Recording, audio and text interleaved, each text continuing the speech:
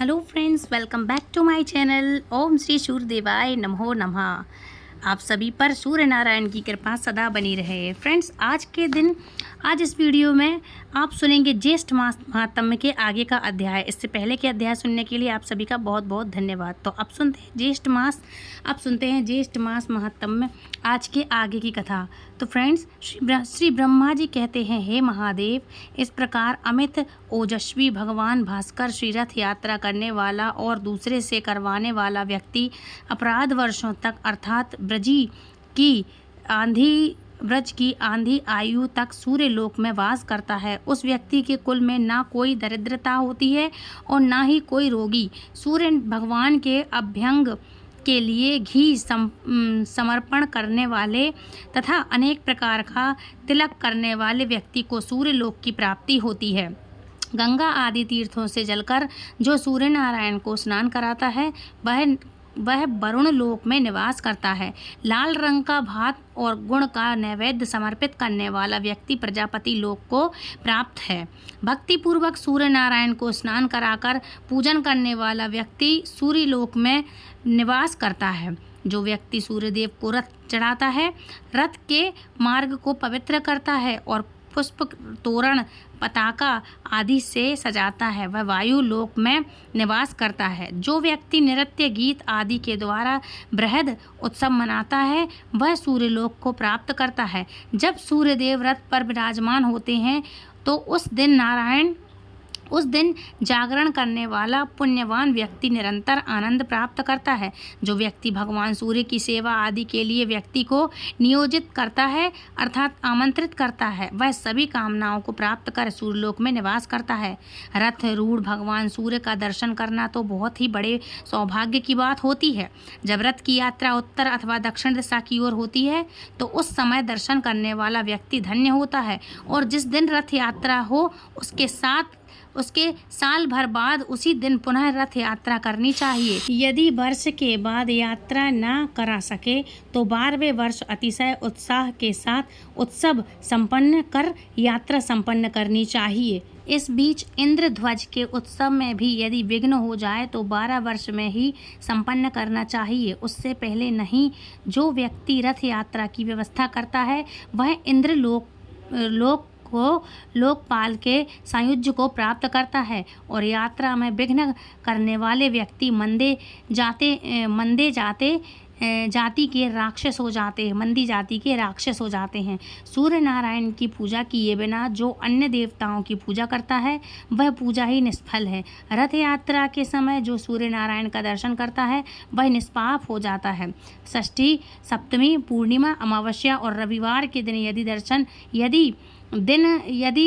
रविवार के दिन दर्शन करने से वह बहुत पुण्य होता है। आषाढ़, कार्तिक और मास की पूर्णिमा को दर्शन करने से अनंत पुण्य की प्राप्ति होती है। इन तीनों मासों में भी रथ यात्रा करनी चाहिए और इसमें भी कार्तिकेय अर्थात कार्तिक पूर्णिमा को विशेष फलदायक होने से महाकार्तिकेय कहा गया है। इन समयों में उपवास कर जो भक्ति पूर्वक भगवान की आराधना करता है और व्रत रखता है वह संगति को प्राप्त होता है। संसार पर अनुग्रह करने के लिए प्रतिमा के स्थिर होकर सूर्यदेव स्वयं पूजन ग्रहण करते हैं। और जो व्यक्ति मुंडन कराकर स्नान, जप, होम, दान आदि करता है वह दक्षित होता जाता है। सूर्य भक्त को अवश्य ही मुंडन भी कराना चाहिए। जो व्यक्ति इस प्रकार दीक्षित होकर मतलब जो दीक्षा लेते हैं गुरुदेव से, गुरु दीक्षा उसको बोलते हैं, दीक्षित होकर सूर्य नारायण की आराधना करता है वह परम गति को प्राप्त होता है। महादेव जी, इस रथ यात्रा के विधान का मैंने वर्णन किया है। इसे जो भी पढ़ता है व सुनता है वह सभी प्रकार के रोगों से मुक्त हो जाता है और विधि पूर्वक रथ यात्रा का संपादन करने वाला व्यक्ति सूर्य लोक को जाता है। रथ सप्तमी तथा भगवान सूर्य की प्रतिमा का वर्णन भी अब आप सुनिए। श्री ब्रह्मा जी कहते हैं, हे रुद्र, माघ मास के शुक्ल पक्ष की सृष्टि तिथि को उपवास करके गंध आदि उपचारों से भगवान सूर्य नारायण की पूजा कर रात में उनके सामने शयन करना चाहिए। सप्तमी में प्रातःकाल विधि पूर्वक पूजा करें और उदारता पूर्वक ब्राह्मणों को भोजन करवाएं। इस दिन इस प्रकार से 1 वर्ष तक सप्तमी को व्रत रखकर रथ यात्रा करें। कृष्ण पक्ष में तृतीया तिथि को एक भक्त, चतुर्थी को नरक्त व्रत, पंचमी को अयाचित व्रत, षष्ठी को पूर्ण उपवास तथा सप्तमी को पारण करें। रथ स्थल भगवान सूर्य की भली भांति पूजा कर स्वर्ण तथा रत्न दुर्ग की पूजा करके उसका दान कर देना चाहिए। स्वर्ण के भाव में चांदी, ताम्र, आटे आदि का रथ बनाकर आचार्य को दान करें। हे महादेव, यह सप्तमी तिथि बहुत ही उत्तम है, पापों का हरण करने वाली है। इस रथ सप्तमी को, जो कि माघ मास की सप्तमी तिथि होती है, उस दिन भगवान सूर्य के निमित्त किया गया स्नान, दान, होम, पूजा आदि सत्कर्म 1000 गुना फलदायक हो जाता है। साथ ही ज्येष्ठ मास की सप्तमी तिथि को, जिसे भानु सप्तमी भी कहा जाता है, इस दिन जो भी व्यक्ति भक्ति और विधि विधान से सत्कर्म करता है, भगवान सूर्य नारायण की कृपा पूजा करता है, उसके जन्मों जन्मों के पाप का नाश हो जाता है। इस सप्तमी के महात्म्य का भक्तिपूर्वक श्रवण करने वाला व्यक्ति ब्रह्म हत्या के पाप से भी मुक्ति पा जाता है। समंतनु मुनि ने कहा, हे राजन, इस प्रकार रथ यात्रा का विधान बताकर ब्रह्मा जी अपने लोक को चले गए और रुद्र देवता भी अपने धाम को चले गए। अब आप और क्या सुनना चाहते हैं, यह भी बतलाइए। राजा शैतानी कहने लगे, महाराज, सूर्य देव के प्रभाव का मैं कहाँ तक वर्णन करूं, क्योंकि उन्हीं के अनुग्रह से युधिष्ठिर आदि मेरे पिता महो को सभी प्रकार का दिव्य भोजन प्रदान करने वाला अक्षय पात्र मिला था, जिसे वन में भी वे ब्राह्मणों को संतुष्ट किया करते थे। जिन भगवान सूर्य की देवता, ऋषि, सिद्धि तथा मनुष्य आदि निरंतर आराधना करते हैं तथा उन भगवान भास्कर के महात्म्य को अनेक बार सुनते हैं, किंतु मुझे उनका महात्म्य अनेकों बार सुनते सुनते ही तृप्ति नहीं होती, जिससे यह संपूर्ण विश्व उत्पन्न हुआ है तथा जिनके हृदय में होने से ही सारा संसार चेष्टावान होता है। उनके हाथों से लोक पूजित ब्रह्मा जी और विष्णु तथा लालाट से शंकर जी उत्पन्न हुए हैं। उनके प्रभाव का वर्णन भला कौन कर सकता है। अब मैं यह सुनाना चाहता हूँ कि जिस मंत्र, स्त्रोत, दान, स्नान, जप, पूजन, होम, व्रत तथा उपवास आदि कर्मों के करने से भगवान सूर्य संपन्न होकर सभी कष्टों को निवृत्त करते हैं, अर्थात दूर करते हैं और संसार सागर से मुक्त करते हैं, आप उन्हीं उत्तम मंत्र, स्त्रोत, रहस्य, विद्या, पाठ, व्रत आदि को बतलाइए, जिनसे भगवान सूर्य का कीर्तन हो और जीवा धन्य हो जाए, क्योंकि जीवा भी वही धन्य होती है जो भगवान सूर्य का स्तंभन करती हैं। सूर्य की आराधना के बिना यह शरीर तो व्यर्थ है। एक बार भी सूर्य नारायण को प्रणाम करने से प्राणी का भव सागर से उद्धार हो जाता है। रत्नों का आश्रय मेरु पर्वत, आश्रय का आश्रय प्रकाश, तीर्थों का आश्रय गंगा और अन्य सभी देवताओं के आश्रय भगवान सूर्य ही हैं। हे मुने, इस प्रकार अनंत गुणों वाले भगवान सूर्य के महत्तम को मैंने बहुत बार सुना है। देवगण भी भगवान सूर्य की आराधना करते हैं, यह भी मैंने सुना है। अब मेरा यही दृढ़ संकल्प है कि संपूर्ण प्राणियों के हृदय में निवास करने वाले तथा स्मरण मात्र से समस्त पाप ताप को दूर करने वाले भगवान सूर्य की भक्ति पूर्वक उपासना कर मैं भी सार से मुक्त हो जाऊं। अब सुनिए भगवान सूर्य द्वारा योग का वर्णन और ब्रह्मा जी द्वारा दिंडी को दिया गया क्रिया योग का उपदेश। समंतनु मुनि कहते हैं, हे राजन, ऋषियों को जिस प्रकार ब्रह्मा जी ने सूर्य नारायण की आराधना के विधान का उपदेश दिया था, उसे मैं सुनाता हूँ, सो तुम ध्यान पूर्वक सुनो। किसी समय ऋषियों ने ब्रह्मा जी से प्रार्थना की थी कि हे राजन, हे महाराज, सभी प्रकार की चित्तवृत्ति के निरोध रूपी योग को अपने वैकल्प पद देने वाला कहा है। आपने वैकल्प पद देने वाला कहा है, किंतु यह योग अनेक जन्मों की कठिन साधना के द्वारा ही प्राप्त हो सकता है, क्योंकि इंद्रियों को बलात् आकृष्ट करने वाले विषय अत्यंत दुर्जन हैं। मन किसी प्रकार से स्थिर नहीं होता। राग द्वेष आदि दोष नहीं छूटते और पुरुष भी अल्पायु होते हैं। इसलिए योग सिद्धि का प्राप्त होना अतिशय कठिन है। अतः आप ऐसे किसी साधन का उपदेश कीजिए जिससे बिना परिश्रम के ही निस्तार हो सके। तब ब्रह्मा जी कहने लगे, हे मुनि, यज्ञ पूजन नमस्कार जप व्रत उपवास और ब्राह्मण भोजन आदि से सूर्य नारायण की आराधना करना ही इसका मुख्य उपाय है। यह क्रिया योग है। मन बुद्धि कर्म दृष्टि आदि से सूर्य नारायण की आराधना से तत्पर रहें। वे ही परब्रह्म अक्षय सर्वव्यापी सर्वकर्ता अव्यक्त अचित और मोक्ष को देने वाले हैं। अतः आप उनकी आराधना कर अपने मनवांछित फल को प्राप्त करें और भवसागर से हो जाएं पार। ब्रह्मा जी से यह सुनकर मुनि गण सूर्य नारायण की उपासना रूप क्रिया योग में तत्पर हो गए हैं। राजन, विषयों में डूबे हुए संसार के दुखी जीवों को सुख प्रदान करने वाले सूर्य नारायण के अलावा और कोई भी नहीं है। इसलिए उठते बैठते चलते सोते भोजन करते हुए सदा सूर्य नारायण की स्मृति करें। भक्ति पूर्वक उनकी आराधना में प्रवृत्त हो जाएं, जिससे जन्म मरण आदि व्याधि से युक्त इस संसार समुद्र से तुम पार हो जाओगे। जो पुरुष जगत करता सदा वरदान देने वाले दयालु और ग्रहों के स्वामी श्री सूर्य नारायण श्री शरण में जाता है, वह अवश्य ही मुनि मुक्ति प्राप्त करता है। समुन्तनु मुनि ने इस प्रकार पुनः कहा, हे राजन, प्राचीन काल में दिंडी को ब्रह्म हत्या लग गई थी। उस ब्रह्म हत्या के पाप को दूर करने के लिए उन्होंने बहुत दिनों तक सूर्य नारायण की आराधना और स्तुति की। उससे प्रसन्न होकर भगवान सूर्य उनके पास आए। भगवान सूर्य ने कहा, दिंडी, तुम्हारी भक्ति पूर्वक की गई स्तुति से मैं अत्यंत प्रसन्न हूँ। अपना अभीष्ट वर मांगो। तब दिंडी ने कहा, महाराज, आपने पधार करके मुझे दर्शन दे दिए। यही मेरे लिए बहुत बड़े सौभाग्य की बात है। यही मेरे लिए सर्वश्रेष्ठ वर भी है। पुण्यहीनों के लिए, पापियों के लिए आपका दर्शन सर्वदा दुर्लभ है। प्रभु, आप सबके हृदय में स्थित हैं, अतः आप सबका अभिप्राय भी जानते हैं।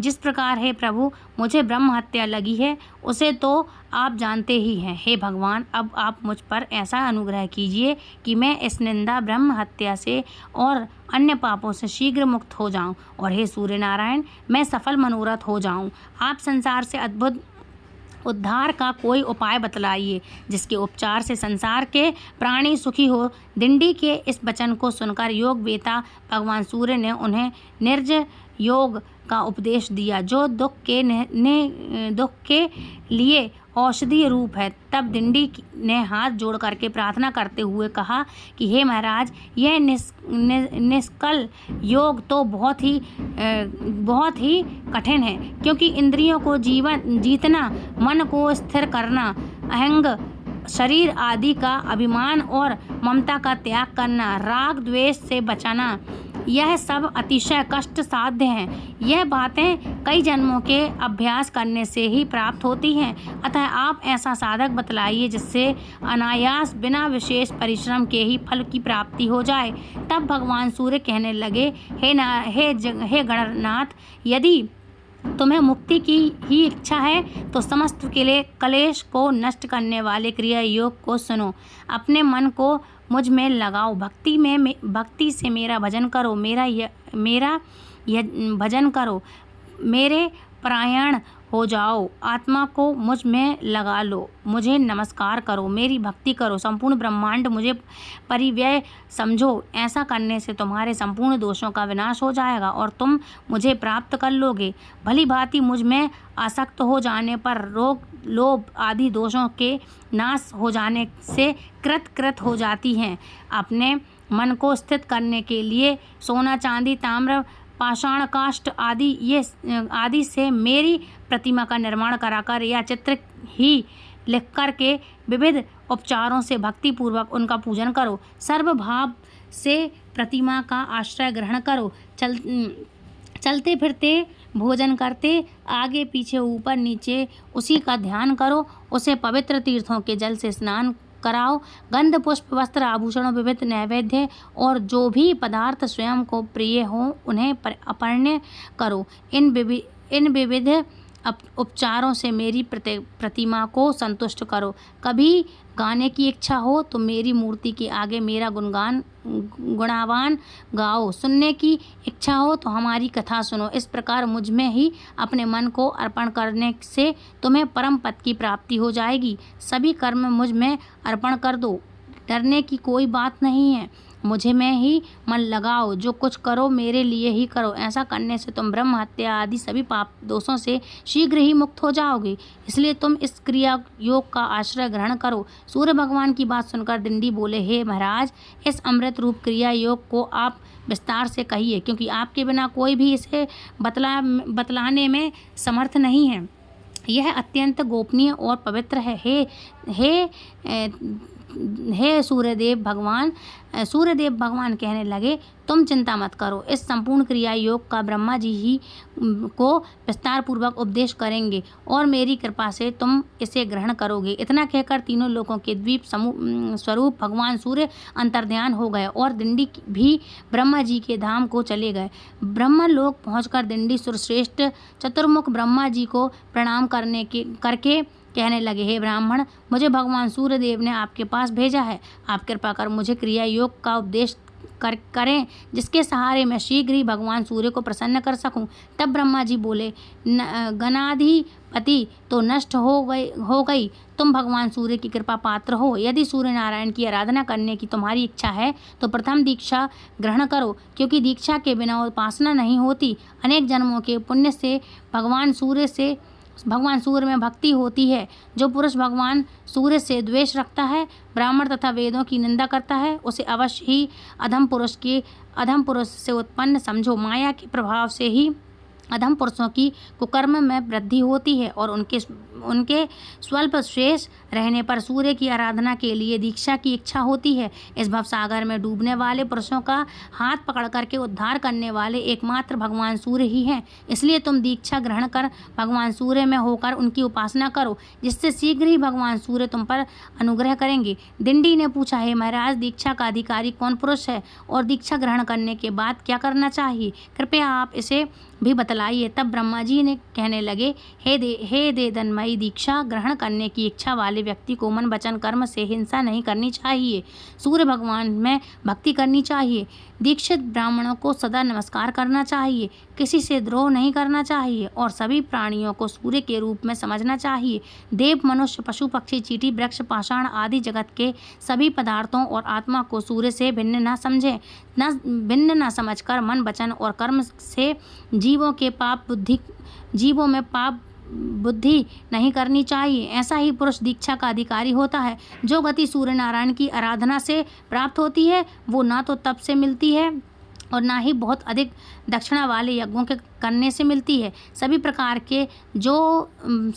से जो भगवान सूर्य का भक्त है वह धन्य है। उस सूर्य भक्त के अनेक कुलों का उद्धार हो जाता है। जो अपने हृदय प्रदेश में भगवान सूर्य की अर्चना करता है वह निष्पाप होकर सूर्य लोक को प्राप्त होता है। सूर्य का मंदिर बनवाने वाला अपनी 7 पीढ़ियों को सूर्य लोक में निवास कराता है और जितने वर्षों तक उस मंदिर में पूजा होती है उतने 1000 वर्षों तक वह सूर्य लोक में आनंद का भोग करता है। निष्काम भाव से सूर्य की उपासना करने वाला व्यक्ति मुक्ति को प्राप्त करता है। जो उत्तम लेप, सुंदर पुष्प, अतिशय सुगंध धूप प्रतिदिन सूर्य नारायण को अर्पित करता है वह यज्ञ के फल को प्राप्त करता है। यज्ञ में बहुत सामग्रियों की अपेक्षा रहती है, इसलिए मनुष्य यज्ञ नहीं कर सकते, परंतु भक्ति पूर्वक दूरवास से भी सूर्य नारायण की पूजा करने से यज्ञ में करने वाले भी अधिक फल की प्राप्ति हो जाती है। इसलिए हे दिन, गंध, पुष्प, धूप, वस्त्र, आभूषण तथा विविध प्रकार के नैवेद्य जो भी प्राप्त हो सके और जो तुम्हें प्रिय हो उन्हें भक्ति पूर्वक सूर्य नारायण को निवेदित करो। तीर्थों के जल, दही, दूध, घी, शक्कर और शहद से